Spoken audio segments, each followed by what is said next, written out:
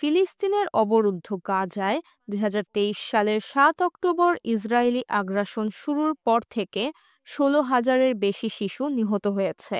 উপত্যকাটিতে শিশু মৃত্যুর হার প্রতি ৪০ মিনিটে একটি।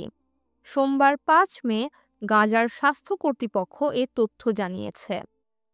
গাজার স্বাস্থ্য কর্তৃপক্ষের সঙ্গে সংযুক্ত ফিল্ড হাসপাতালের পরিচালক মারওয়ান আল হামাস দক্ষিণ গাজার খান ইউনিসের নাসের মেডিকেল কমপ্লেক্সে এক সংবাদ সম্মেলনে বলেছেন, মৃতের সংখ্যা ১৬,২৭৮ জন, যার মধ্যে ৯০৮ জন শিশু এবং ৩১১ জন নবজাতক জন্মের পর মারা গেছে। তিনি বলেন, চলতি বছরের মার্চের শুরুতে ইসরায়েল ক্রসিং বন্ধ করে দেওয়ার পর থেকে মানবিক পরিস্থিতি উল্লেখযোগ্যভাবে খারাপ হয়ে গেছে, যার ফলে প্রয়োজনীয় স্বাস্থ্যসেবা ব্যাহত হচ্ছে।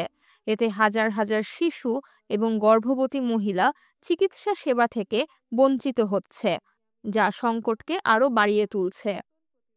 তিনি আরও বলেন, বিভিন্ন অবকাঠামোকে লক্ষ্যবস্তু করে ইসরায়েলি হামলা ও ত্রাণ প্রবেশে বাধা দেওয়ার কারণে অনেক শিশু দিনে মাত্র একবার, তাও অসম্পূর্ণ খাবার খেয়ে বেঁচে আছে।